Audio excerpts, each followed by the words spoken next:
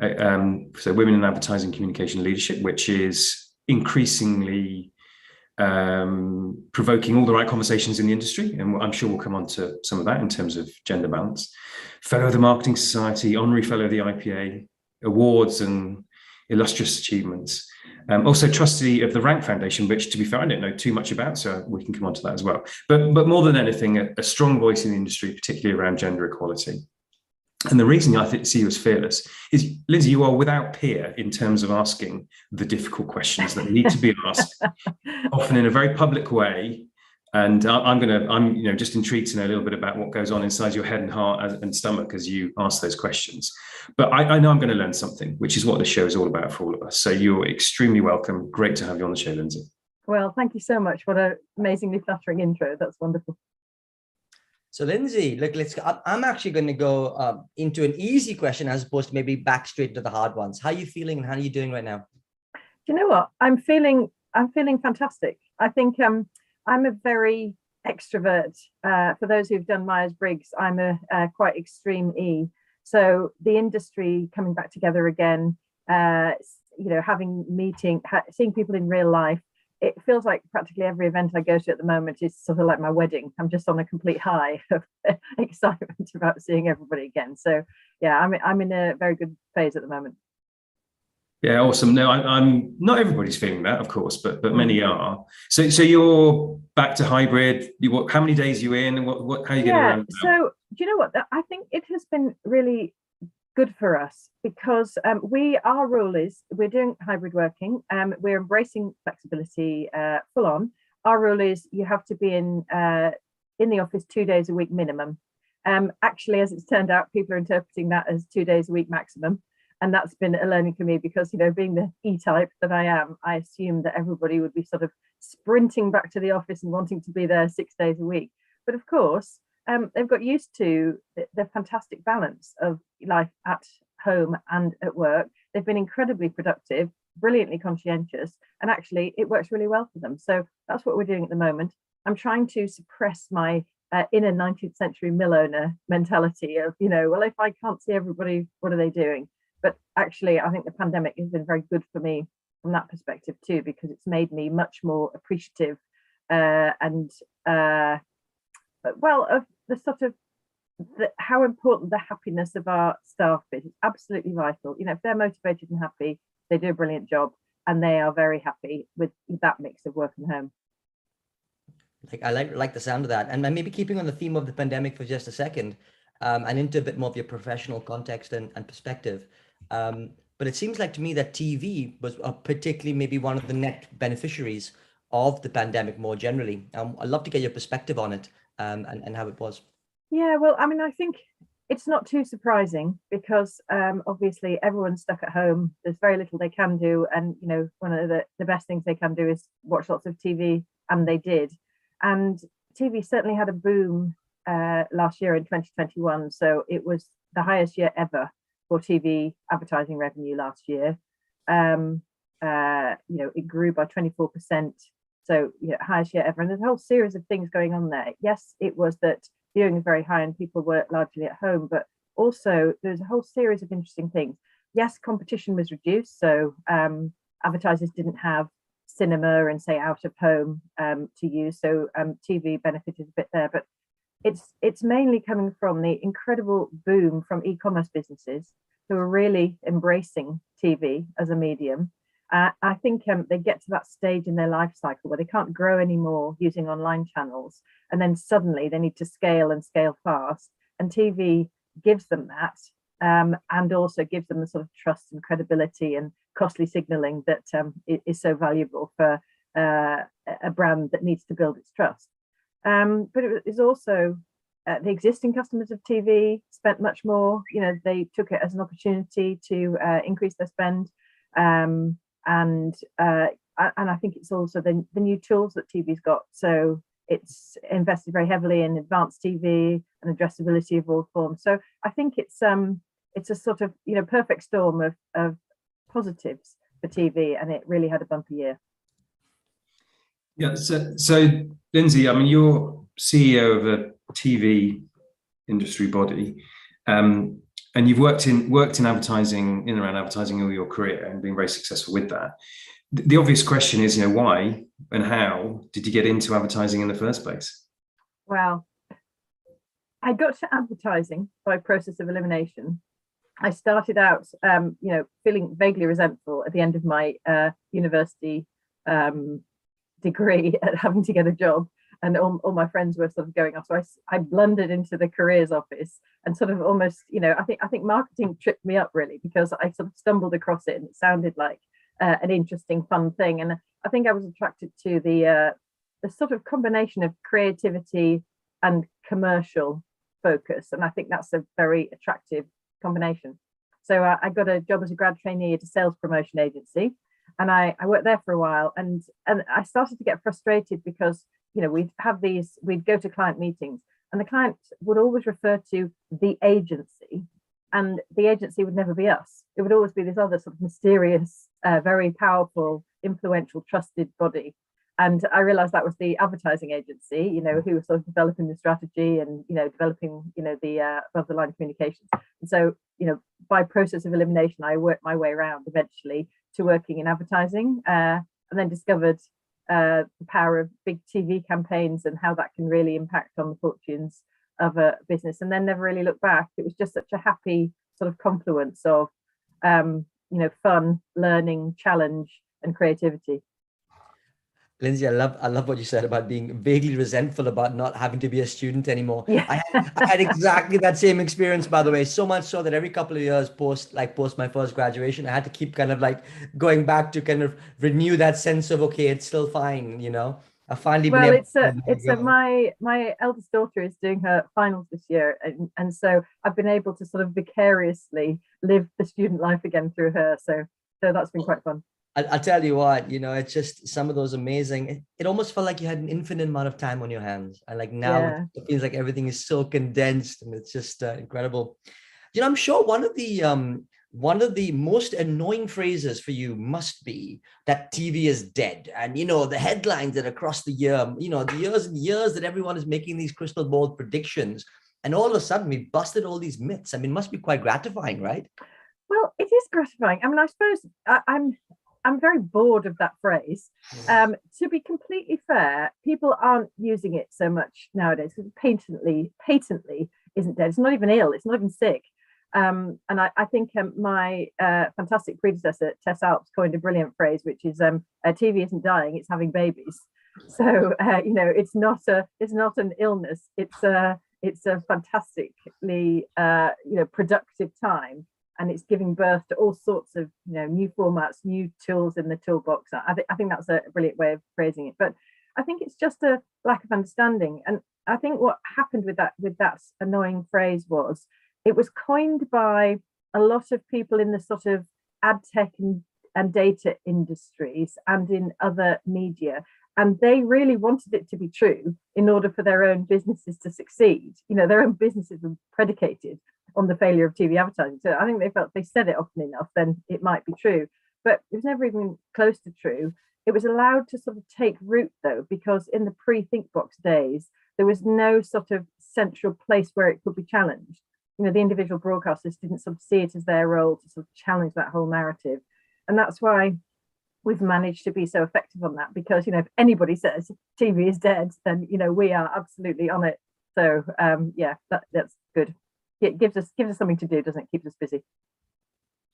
Yeah, you're right. It's been largely propaganda led, and of course the irony is now, some of those who were so vocal, pretty large spenders, and that's, as you said, well, and that's a wonderful thing, because TV. It's not we'd never say it's the only thing. We never say sort of take all your money off everything else and put it on TV, but we just say it's central to most profitable campaigns, and the extra benefit, it makes all your other media work much better. So if you can just get your TV right, then your search is absolutely powered, all your online channels will work more effectively, your radio will increase its effectiveness by close to 100%, all these things. It's this amplification and sort of catalytic effect of TV that's so powerful too. Yeah. So, CEO, it's a big title. Always dreamed of being a CEO, sort of happy accident, coincidence along the way. What's it like being a CEO? Did I always dream of CEO? No, but I've always liked being in charge of things. So, and I didn't, when I first joined ThinkBox, I didn't think, right, my route to the top is clear, I must become the CEO. I felt the opposite of that, because my experience was in creative agencies, and really the job in ThinkBox is much more of a media role. What we're trying to do is get TV, make sure that we get TV the money it deserves, the incredible job it does in, driving business growth, and that by helping people in the industry understand how to get the best out of it. And so I felt it was not quite my core area of expertise. And I used to have a terror that one day I would be being interviewed on the Today programme by John Humphreys, and he would be saying to me, Lindsey Clay, I put it to you that you don't properly understand the TV trading system. And, I would be sort of weak at the knees and be floundering. And I think gradually over time, I realized that, being a leader or being CEO, you don't have to understand the intricate detail of every different element. As long as you've got people that can do that, and you can have a working knowledge of it, you need to know enough about it. You don't have to be the expert in everything. You have to create an organization which has brilliant expertise. And I think as I grew more confident in that, then it started to become more a possibility. And also, I had the most brilliant sort of coach and mentor in Tess Alps, who was the original chief exec of ThinkBox and was still is my mentor, really. But she's the one who said, this is a possibility for you. It's not a shoo-in by any means, but if that's what you want, I will, coach you and help you get there. So I don't know if I think it's probably more true of women. I don't want to sort of make sort of broad sweeping sexist statements, but I think there is a sort of underlying confidence issue. I've often heard the phrase, I think it's Sheryl Sandberg talks about tiara syndrome, where a lot of women want to work very hard, not sort of boast about it, and have someone come and place a tiara on their head. So they don't want to have to ask for preferment and ask for promotion. They just want to be recognized and somebody to do that. So I think that's even I, and people would generally think I'm a sort of, confident, extrovert, outspoken person. Even I had that sort of underlying, inner imposter. So it was great to have a sponsor who was really, pushing me to be the best I could be. Lindsey, that sounds fab, and I think Tess is absolutely right. It's interesting because you use the word mentor, and in this relationship. The funny thing is, I'm starting to twist my mind a little bit on the concept of mentoring, and actually moving my mind towards championing. And I think that actually there's a very fine balance between the two. Mentor being a dissemination of maybe advice in a close relationship, but championing perhaps is what you had, where someone was willing to actually go, you know what, I'll coach you.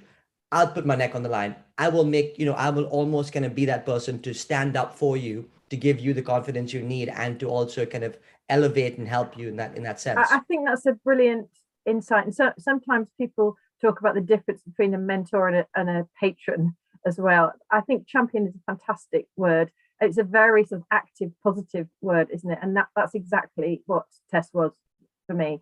I mean, also, I think it's not just uncritical championship. It is, I think one of the best things she did was help coach me on some of the things that, when I made mistakes, or some of the things that, I wasn't so good at, or some of the things that I could learn from her. So yes, I think it's a brilliant word. Karen Blackett on the show talked to cheerleading as another thing. So it's all in that space of more sort of proactive, affirmative, and action oriented. Actually, on that note, we've had, so Karen's been on, we've had Sophie Devonshire, Cheryl Calverley, a few other female CEOs. So, which is great. I mean, in the business I work in, we've got a female CEO and a female chair. So the tide is turning slowly but surely. But Lindsey, I mean, you're a gender activist, if I could say that.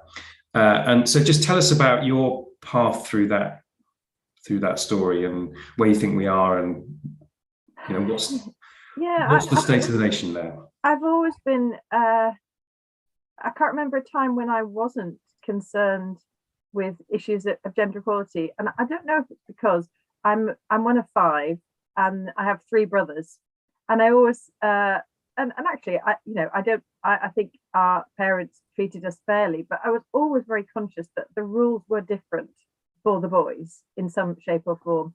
I went to a school which had been a sort of 400-year-old private school, which took girls for the first time in my cohort. So I've always been very conscious of the the culture and conscious and unconscious bias in the system, and I've always been sort of raging against it. And I also WACL as it just felt like a natural place to go to, because it's there to support other women. But for many years it didn't see accelerating gender equality as its primary purpose. And I was quite you talked about me being fearless and outspoken, and actually at times I made myself quite unpopular at WACL, because I was wanted to be a disruptor and say things like, well, look, don't you think it's disgraceful that page 3 of The Sun has a naked woman there? Surely that's a part of our media community.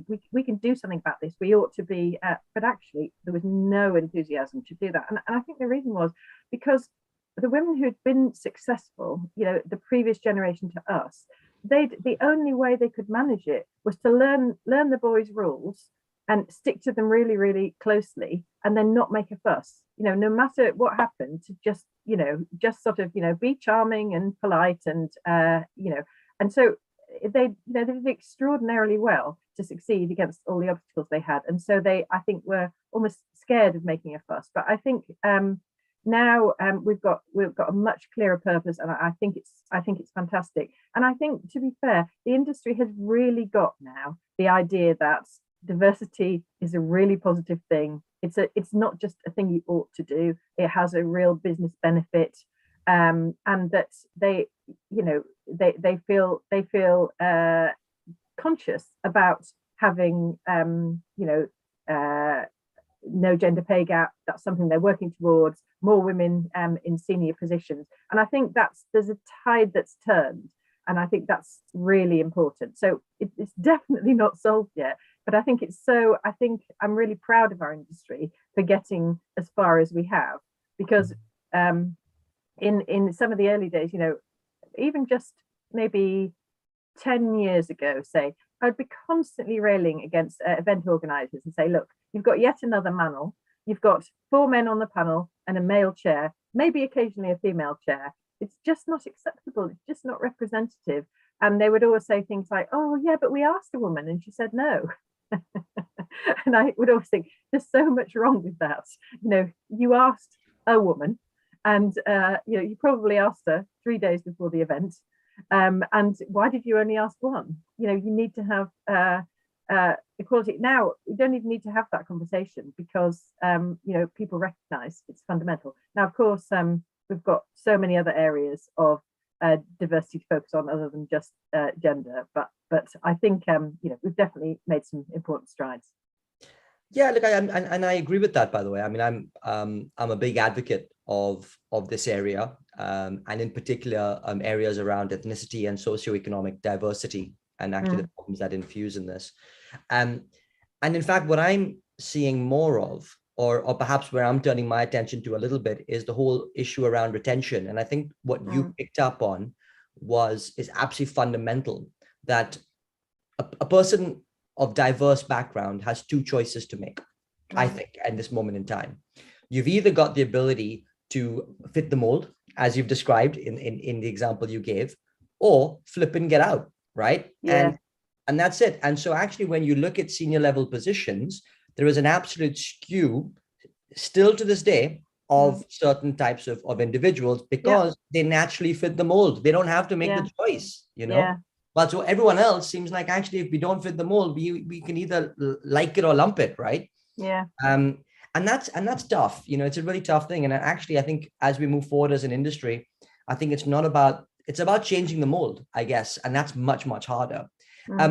But Lindsey, I want to pick up on something around the thought about being fearless, because it's something clearly innate in you that kind of makes you want to champion these causes. And I just want to dig a little bit deeper into how did you, how did you get to this point where you just kind of, I guess in some respects, just, really kind of strive for saying what you think and wanting to champion certain causes, and I guess in some be fearless? That's a great question. I think I'm absolutely driven to do it, but I don't always enjoy doing it. And I feel that if I don't do it, then I have failed, but I've failed other people. And I think it's to do with being in a position of power and influence, I suppose, and using that influence to good effect. And when I was president of WACL, my sort of galvanizing theme for the year was speak up. And I think it felt very true to me, but I felt that, I wanted to pass that responsibility on to everybody within WACL, because, it's that whole idea of, the only thing required for evil to flourish is for good people to remain silent. So, you have a duty to do this. And I think it was for three reasons. It was, firstly, you've got to speak up to challenge and change, because you've got to, change the things that need changing. And you need to speak up to celebrate and praise. So don't always be complaining about all the time. When there is something great happening, then say it. But you've also got to speak up, because if we don't, then all those other people looking up will think, well, how can I possibly ever do that? It's a disproportionate duty on us, as senior women, to do that. And so I just feel driven to lead by example. And I think I've got braver as I've done it more. So, in the early days, even just asking a question at a conference, and again, I would say I'm a confident person. As the microphone works its way down to me, I can feel my heart is absolutely racing. My breath is not, being controlled. My hands are actually shaking just at the idea of asking a question. And I think I try to remember that now and pass that on to other people. That it might feel scary, but you just have to practice. The more you practice, the better you get. And I'm a big fan of Malcolm Gladwell's, book Outliers and 10,000 hours of practice. And it's absolutely true. I found that the fear goes away the more that you do it. And then, people like Mark, for instance, saying, you're fearless. He expects me to be fearless. So I have to live up to that expectation now. So, yeah. I've mentioned it. We've all mentioned it. Let's just sort of go on one stage further. Just for people who have not been at a conference or at a dinner where Lindsey's in town.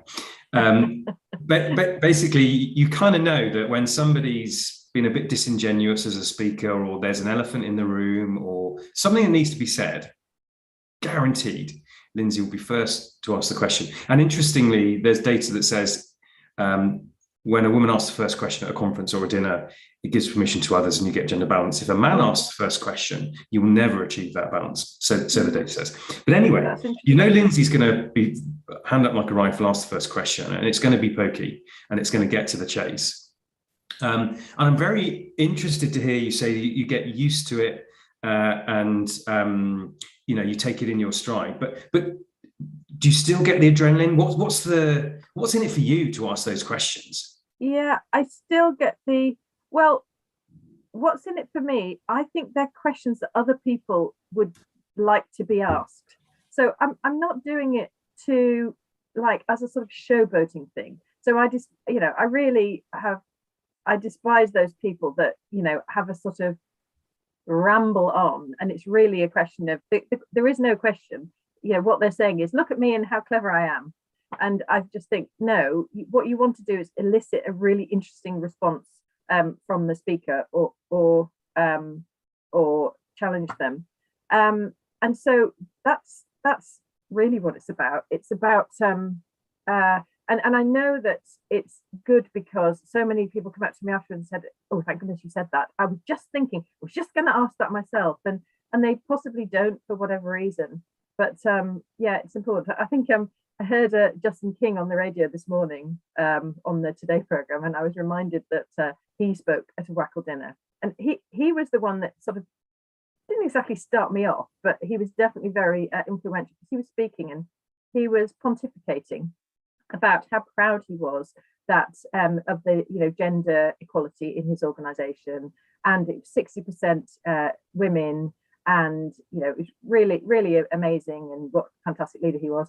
And he didn't say that, obviously. And so I just had a quick look on my phone to see the makeup of the Sainsbury's board at the time, to see how many women were on there. And I can't remember what the percentage was, but it was sort of derisory, really not very impressive. So I just stood up and asked a question and said, so, really pleased to hear about, the gender equality in Sainsbury's. And so, for an organisation that, feels it's important to represent the constituencies it serves, what percentage of women do you think you should have on the board? Because, it's only about X percent. And his reaction was absolutely extraordinary. And I think he's a really clever communicator. There's all sorts of ways that you could answer that question. You could say, well, yes, we acknowledge it's a challenge and we're really working on it, and this, that, and the other. He didn't say that at all. He said, I completely deny the direction of that question. At Sainsbury's, we're completely committed to talent. Talent will out. And, the only people on that board are there because they deserve to be there. He was really rattled and really quite challenged, and, clearly it had unsettled him. And I thought, well, that's not a great answer. You haven't showed your best face to the world there. And I thought people, that was a good thing for the room to see. I felt absolutely terrible about it. I just felt like my heart was racing. I felt like he was personally attacking me. It was really, I had a sort of real leg wobble when I sat down, but I'm really glad that I did it. Oh, absolutely. Do you know, Lindsey, I would love to get your perspective on something. All too often, I try and perhaps be a little bit like yourself in maybe poking a little bit at questions of senior leaders and making them think. And, similarly, when I ask that, the response I tend to get is, oh, we tried really hard, but unfortunately at senior level positions, we just couldn't find the individual with the right level of expertise that had that sort of background that we felt, that could do that. Do you think that's acceptable in today's day and age? Well, I think people don't exist, at these levels. Yeah, well, clearly they, we're just not trying hard enough, are we? And I think, to a degree, I sympathise, because it is hard, isn't it? And in your recruitment challenges, and I look at our own organisation, and I think, we're just looking at our sort of gender pay gap and ethnicity pay gap figures, and I think, well, we don't have our senior leadership team is completely white. So I mean, we're only 20 people, but still that's not a great thing. We've got a good percentage of ethnic diversity in the company as a whole, but nobody in the senior leadership team. So that is a challenge. So I hear what they say, but it's just such a easy automatic response, that, isn't it? It's a bit pathetic. And I think I would just encourage you to go for the follow-up question, or even just ask the first question differently and say sort of, what are you doing to overcome these problems?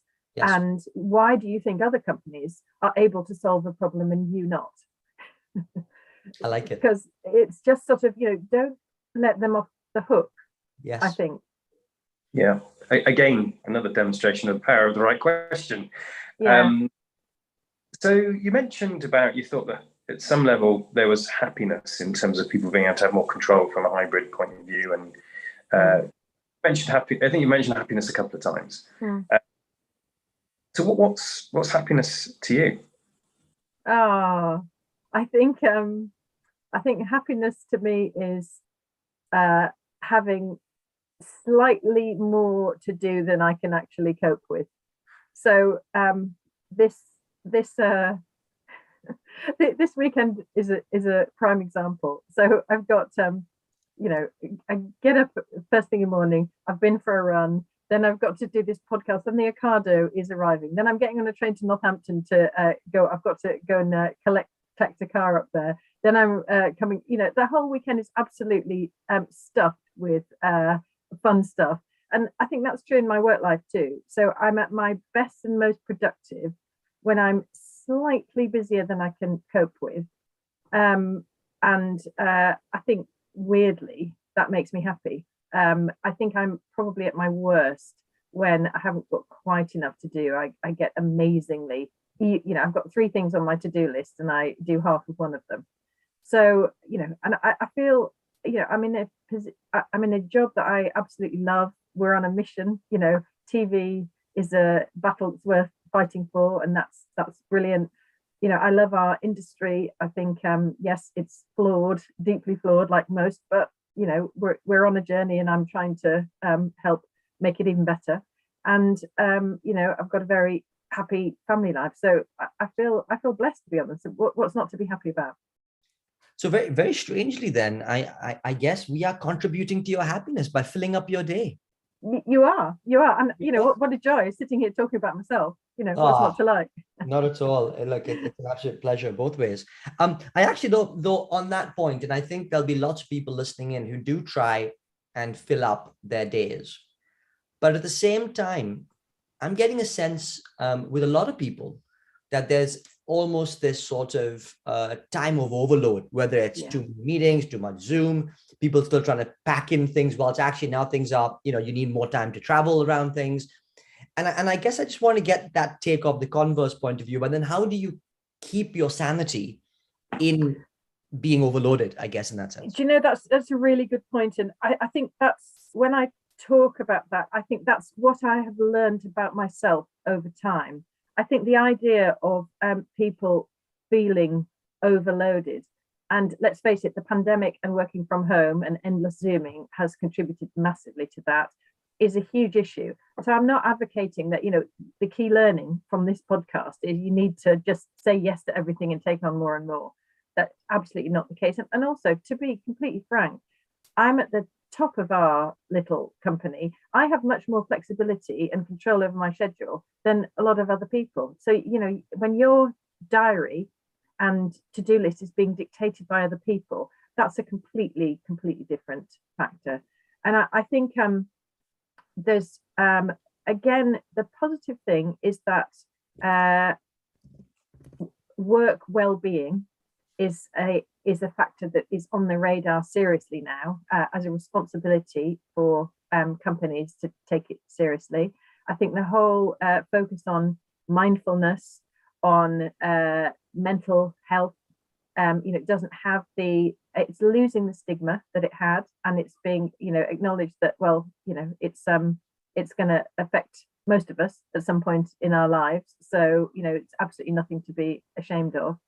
I thought, Zaid Al-Qassab's article that he wrote in Campaign recently, just sort of saying, I want to let everybody know I struggle with depression. You think, oh, wow, he's a fantastic, apparently ebullient, positive, very successful person. So I think the more of that sort of thing that goes on, the better, really, because So I think the pandemic has definitely made it worse, and that sort of unfortunate blending of when are you on and when are you off? Because if your home space has become a workspace, then how do you make the separation? So I think there's some good work going on with companies sort of creating cultures of saying, okay, well, don't send any emails beyond a certain point, put them in your drafts box and send them the next morning, or things at the bottom of the email saying, I'm choosing to send this email because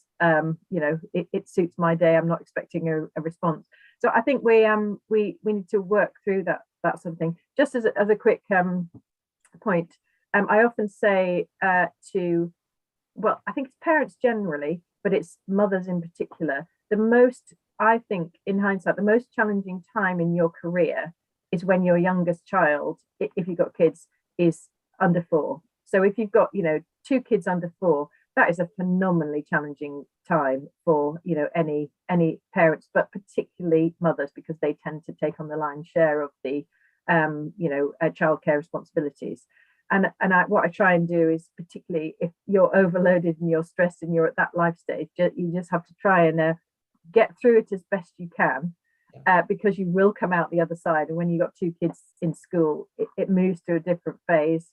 It's also a challenge, but it's a different challenge, and it's a bit easier. So, by the way, you've just given me lots of comfort there, because I've got 2 under 4 right now. So there we are. And are you and your partner finding that it's full on, isn't it? And you have to you have difficult choices to make, and you feel constantly torn all the time. Lindsey, I can't let this turn into a counseling session, but honestly, like it literally is. It is the most challenging thing that we can do, you know, particularly work life, home life, full on, and no stopping. So I hear you. It will get better. So just think of it in this phase until your youngest is at primary school, and then it will move into something else. Thank you. My kids are similar ages to yours, Lindsey, and it gets better. It doesn't necessarily get easier; it just gets different. But anyway, let's not go too deep on that. So Lindsey, life is never a bed of roses, or rarely, and it's not sustained. You'll have had hang-ups and bang-ups along the way, that, you know, setbacks. So I'm interested to know, so what are some of the things that haven't gone so brilliantly that you've learned from? How have you bounced back? We aim to normalise the squiggliness of lives and careers. So what are some of the things you've learned along the way? Oh gosh. Well, I think do you mean sort of personal setbacks and challenges, or just learnings? Often it's those things that have really defined people, and you know, when you fail, you can't fail to learn, and all that. So I think I found the looking back on my career in advertising. I speak about the time when my kids were very young, with feeling, because it was an incredibly challenging time. And I can particularly remember when I was pregnant with my second, I have 2 daughters. I was pregnant with my second child, and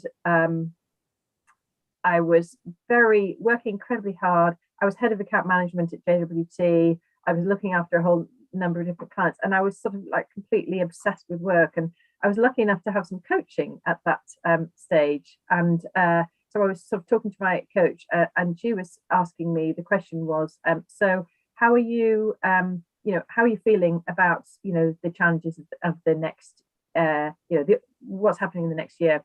And so I started to rant about, everything that was going on in work, and there was somebody who was trying to undermine me, and, this, that, and the other. And then she listened to me for a while, and then she said, oh, there's one thing that there's one significant thing you haven't mentioned. And I said, what? And she said, that you're going to have a baby in 2 months. And I had just almost repressed the idea of it so much. I was sort of dressed in big baggy clothing. I was trying to disguise it. I was trying to pretend that it wasn't happening so that people didn't judge me and it got in the way of my career. And I just burst into tears, and just, it was unstoppable. And I think, and then at that point, I just thought, this is absolutely ridiculous. I've got to be open about this. This is a, important part of my life. But I think that was part of the culture of work life then. It made you feel that way. It made you feel that you had to almost apologize for it. And I think some of those pressures are still there today. So I think I found that particularly challenging.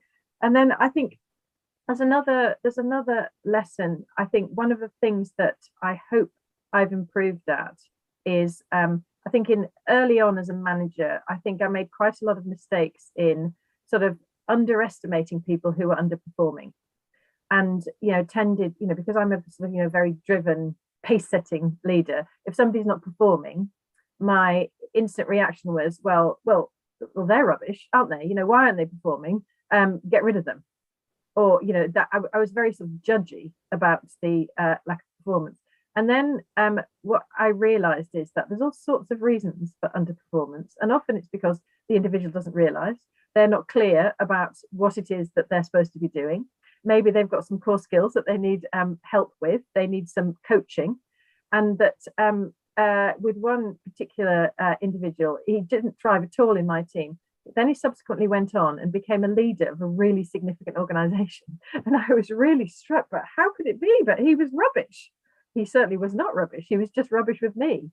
And so, and since then, I think if there's a underperformance issue, the first priority is to get to the bottom of the underperformance, try and work out why and help them, to get over it and perform better. And then if that still doesn't work, then you might think about, okay, well, it's time for them to move on. But that's way far down the track. And I think I've seen people absolutely blossom. And some of my proudest moments have been from people who weren't really thriving, and then we've helped them just to and just to see them absolutely fly has just been the most joyous thing. So I think we're all very flawed as individuals, and there's all sorts of, it makes me cringe sometimes when I think about some of my early decision making, some of my the stuff I did when I was sort of learning the skills of management. But it's part of what makes you, a better leader overall. You've got to make mistakes, otherwise nobody has that sort of clear path straight through. They might like to craft that narrative to make it look that way, but it's never as simple as that. Wow. Lindsey, honestly, what two great examples, which I know so many people are going to take great comfort in such different ways, by the way, across those two. So I think it's just the perfect way to end the segment. I mean, it's been absolutely fabulous having you on today. So many great things that have come out of this conversation. And particularly the thing that really struck me towards the end, just around, that underperformance example there really resonated, because it's as much context, it's an as much, inflection as a leader to really understand, well, what are we doing differently to then create that environment for that person's potentially underperforming and really get to the nub of that issue. Is just so important. And by the way, I don't think enough people think like that. I think it almost is the shorthand cue of it's them. Well, but also everybody talks about it, but the one person you don't talk to about it is them. So there's a whole discussion going on about how they're not performing, but they're the last person that you talked about, which is absolutely crazy, isn't it? Communication is absolutely critical, and having that upfront. And it's almost like what you said, right? It's sometimes you don't want to do it and you don't enjoy doing these things, but actually you need to kind of actually just dive in and make it happen.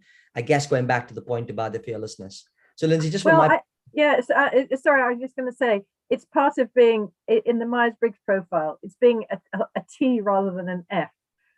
So you're driven to do the right thing, the thing that you feel to be right rather than the popular thing.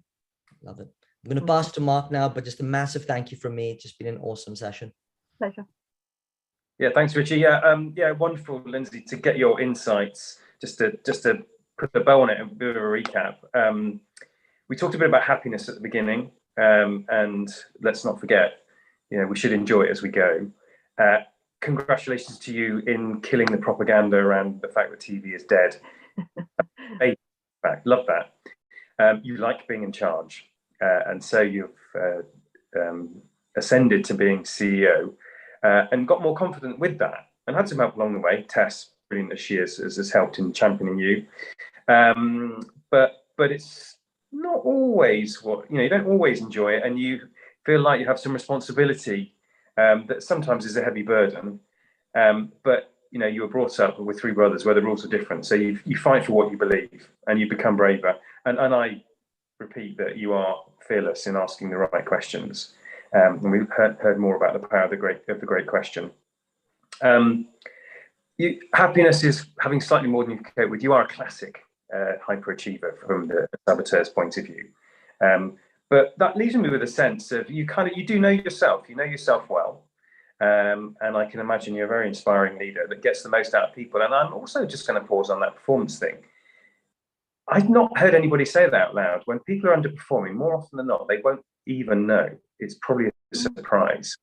And I've also got examples of people that have gone on to do much better than they were doing in the environment that I was trying to create. So let's all stay humble as leaders on that, in that regard.